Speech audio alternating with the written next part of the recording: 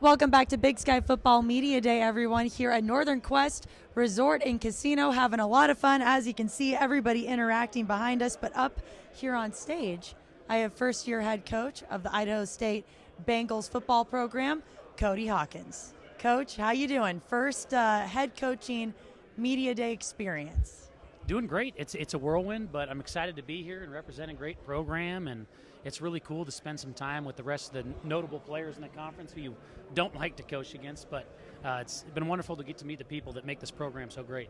I have loved following your off-season on social media with Idaho State football. You had your kiddos setting up a lemonade stand at one of the practices.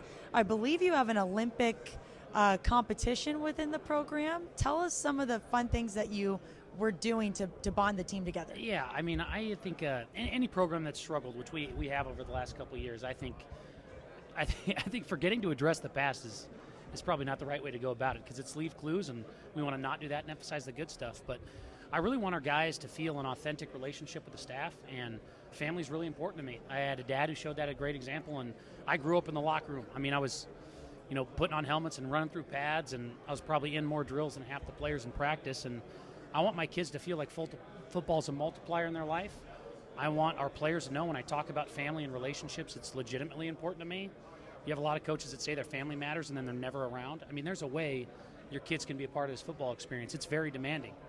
And then for our kids, kind of setting benchmarks and talking about what we have to have and what we'd like to have and what you can't have. And we have to work really hard. We have to be better at the details. And there's a bar that we are going to have, strict measures of reaching that or not.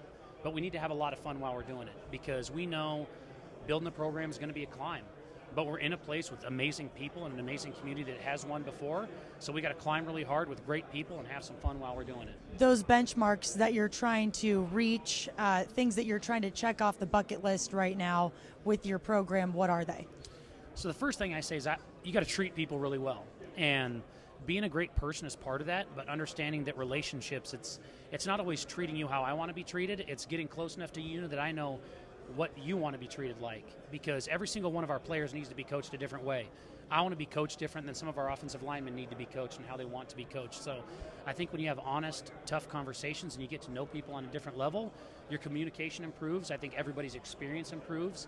And I've heard that happy cows make the best milk. I want our kids to be happy and know that we care about them. The other thing is that you always got to continuously improve. We are always going to get better. I know my sister gave me a book about the Japanese word ikigai, and not to get too philosophical, but I mean, taking stake in the small wins. You have a guy, maybe you're not averaging as many yards per rush as you want, but you can really praise, hey, our assignments were correct, our technique was correct, and our ball security was great. Because there are a lot of folks and fans and media that talk about games that you should win, but games are lost more than they're won. It's turnovers, it's inefficiency in the red zone that kills teams, and I think if we can focus on getting better and improving every day and creating a great experience, we'll be happy with the product at the end of the day. Who are those leaders that are stepping up in the locker room, weight room, on the football field that is helping you accomplish those small victories and praising the guys in the team who are doing that as well? Yeah, well, I can't say anything without our team without talking about Pauline Theros, our athletic director. I mean, she leads from the front and from behind. She's amazing. She probably sleeps for 5 minutes a day. She was a great coach in her own right. Won 7 straight championships in a row as a volleyball coach in the state of Idaho. Was a great Bengal, and she's really been super helpful. She's always there to answer questions, always pushing and battling for us. The players that are great leaders for us, I mean, you can't name them enough of them.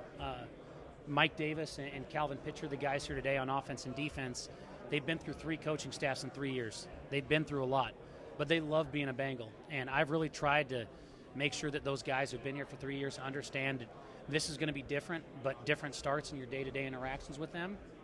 And I've tried to put more on them. It's what uniforms are we wearing? What time are we practicing? What organization of practice do you want? What do you want your summer schedule to look like? Because I feel like if our leaders know that they have legitimate ownership in the program, they're going to invest more.